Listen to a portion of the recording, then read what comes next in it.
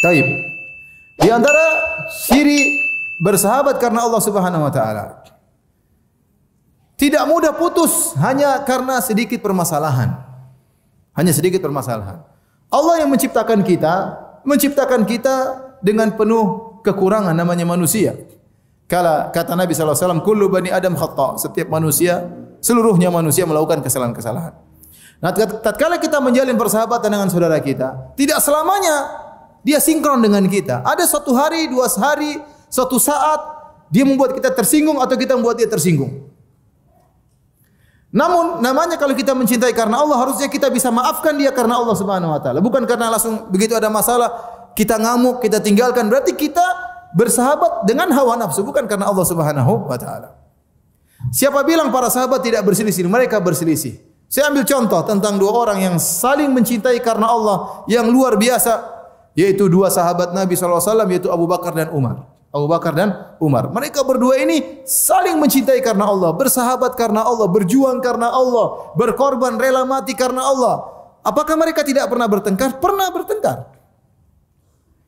Sampai dalam hadis dalam Sahih Bukhari, tatkala Rasulullah SAW didatangi oleh wufud, yaitu tamu-tamu datang dari Bani Tamim, maka kemudian Abu Bakar berkata, "Ya Rasulullah, lau ammarta, ya Rasulullah, bagaimana kalau kau menjadikan si fulan jadi pemimpin Bani Tamim?" Abu Bakar kasih ide kepada Nabi. Bagaimana kalau si A menjadi pemimpin mereka? Kemudian Umar menimpali. Umar berkata, "Ya Rasulullah, bagaimana kalau si B yang menjadi pemimpin?" Maka Abu Bakar berkata, "Ya Umar, ma arata illa khilafi." Wahai Umar, kau ini inginnya nyelisih saya aja. Abu Bakar tersinggung. Kata Umar, "Tidak, enggak, engkau ingin nyelisih saya. Saya sudah kasih ide A, kenapa kau pilih B?" Sehingga terangkat suara mereka dan Allah menegur mereka. Mereka ini berdua saling mencintai karena Allah, tidak? Ya. Tapi gara-gara masalah itu mereka ribut, enggak ada ceritanya. Mereka tidak ribut. Seperti kisah lain, suatu sahabat bercerita waktu ada masalah antara Abu Bakar dan Umar, maka Abu Bakar pun datang, kemudian mengangkat jubahnya, ya. Kemudian Abu Bakar menyampaikan masalah dia dengan Umar. Ya. Abu Bakar salah, Abu Bakar minta maaf sama Umar, tapi Umar tidak maafkan. Akhirnya Abu Bakar mengadu kepada Nabi, "Ya Rasulullah, Umar tidak maafkan saya.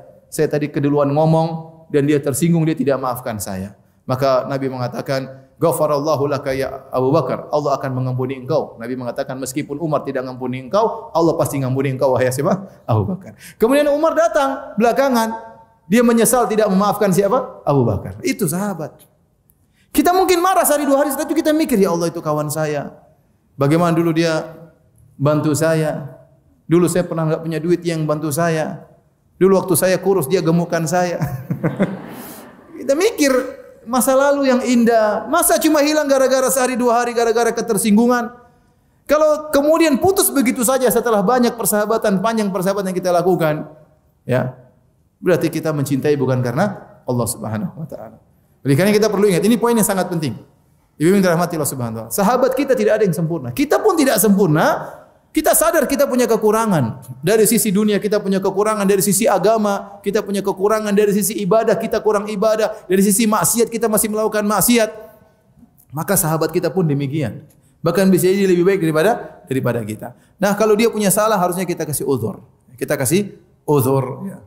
Apa kata seorang penyair? Turidu sahiban la aiba fihi wa halil udu yafuhu bila dukhani. Apakah kau ingin kayu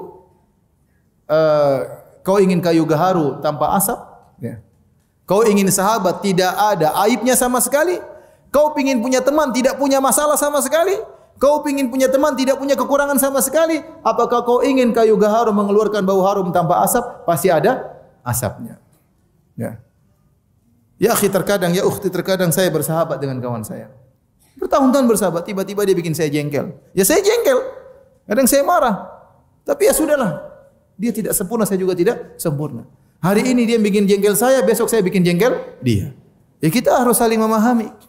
Inilah namanya kehidupan dunia, tidak lepas dari namanya kesedihan, kekhawatiran, ya, dan lain-lainnya. Maka kalau kita bersahabat karena Allah Subhanahu wa taala, harusnya perkara-perkara yang ringan seperti ini atau masalah-masalah tidak menjadikan kemudian kita berpisah. Ini saya ingatkan sering terjadi kepada ibu-ibu. Ibu-ibu bikin grup, akhirnya grupnya hancur. Akhirnya perang-perangan, serang-serangan di grup WhatsApp ya. Ini sering terjadi ibu-ibu. Kenapa ibu itu baper? Banyak yang baper, ya. Bawa perasaan. Kalau sudah baper, curcol ke sana sini.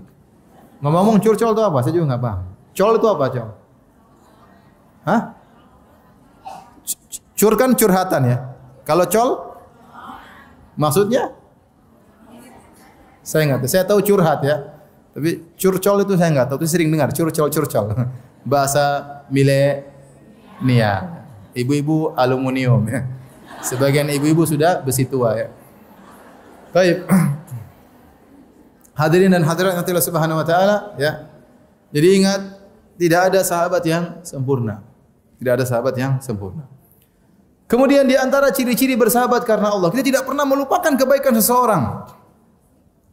Kita dahulu mungkin waktu masih susah kita punya kawan-kawan. Setelah kita mungkin pindah tempat atau kita sudah kaya, kita punya kawan-kawan yang baru yang mungkin selevel dengan kita. Jangan sampai kita lupakan teman-teman kita yang dahulu. Ya. Kita dulu pernah menjalin cinta kepada dia karena Allah Subhanahu wa taala. Jangan kita putuskan karena ini argo pahala. Argo pahala jalan terus. Kita ingin persahabatan kita dengan dia sampai hari kiamat kelak. Maka mungkin kita sempat terputus hubungan, suatu saat kita hubungan lagi, Masya Allah, kita muliakan dia, kita panggil dia, kita ketemu dia. Seperti itu. Sebagian orang waliyadzubillah sudah mencapai derajat yang tinggi yang dulu dilupakan semua. Enggak ada dikontak lagi, enggak pernah diundang ke rumahnya. Kenapa? Dia sudah naik pangkat. Ya. Kemudian dia punya teman-teman yang baru yang tidak pernah dia hubungi lagi. Teman-teman lamanya dia lupakan. Ini enggak benar. Berarti kita dahulu mencintai dia bukan karena Allah tapi karena dunia.